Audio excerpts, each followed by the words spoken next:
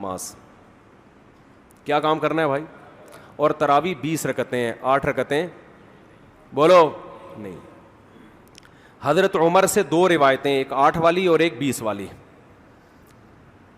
کہ حضرت عمر نے کتنی دیکھو نبی صلی اللہ علیہ وسلم نے تراویح کی کتنی رکعتیں پڑھی ہیں، کوئی بے غبار حدیث میں ہمیں اس کا تذکرہ نہیں ملتا. بس اتنا ہے کہ 3 دن پڑھی ہے، بس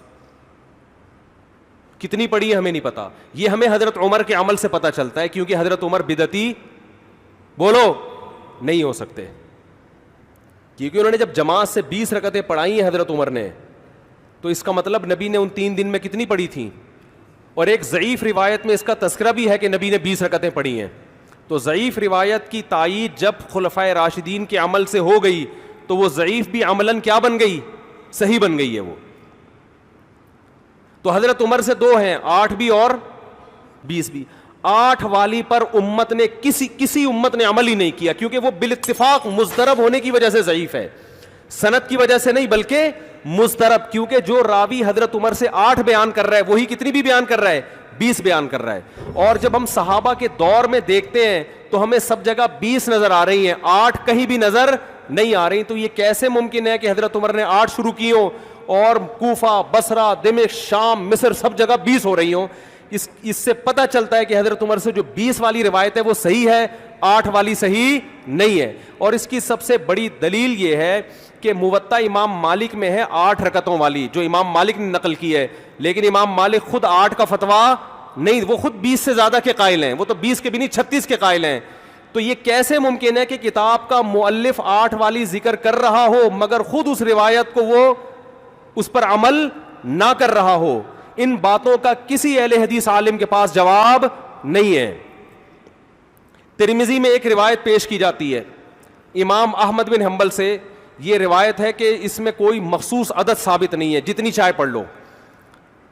لیکن امام احمد کی جو اپنی اصل کتابیں فقہ کی، اس میں امام احمد کے شاگرد جو امام احمد سے ذکر کرتے ہیں وہ ذکر کرتے ہیں امام احمد بن حنبل کے نزدیک بھی 20 رکعتیں مختار ہیں. سمجھ نہیں آ رہی میرا خیال ہے بات. تبھی فقہ حنبلی میں تراویح کی رکعتیں کتنی ہیں؟ 20. اور امام ابو حنیفہ کے نزدیک بھی. لوگ پتہ ہے مجھ سے کیا کہتے ہیں؟ لوگ جو ہے نا کہتے ہیں کہ یار آپ ان حدیثوں کا انکار کر رہے ہو جس میں 8 آتا ہے. 8 والی جو بخاری کی حدیث ہے نا اس کا تراویح سے کوئی تعلق نہیں ہے. بخاری میں آتا ہے نبی رمضان اور غیر رمضان میں 8 پڑھتے تھے، اس کا تراویح سے کوئی تعلق، وہ تو غیر رمضان میں بھی تھی.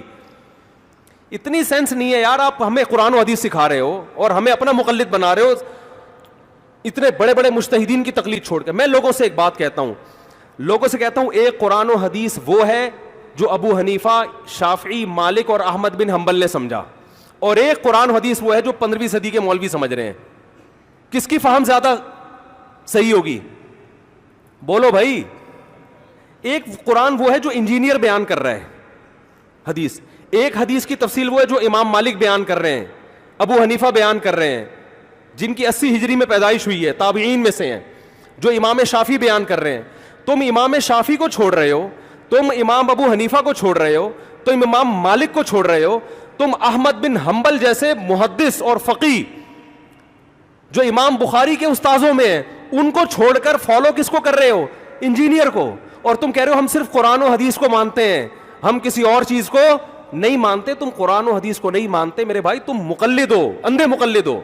تم قرآن و حدیث کی اس تشریح کو مانتے ہو جو انجینئر کر رہا ہے، اس تشریح کو نہیں مانتے جو احمد بن حنبل کر رہے ہیں، جو ابو حنیفہ کر رہے ہیں، جو امام مالک کر رہے ہیں، جو امام شافعی کر رہے ہیں. یہ بڑے بڑے تابعین، تبع تابعین، مجتہدین جن کو پوری امت نے فالو کیا ہے.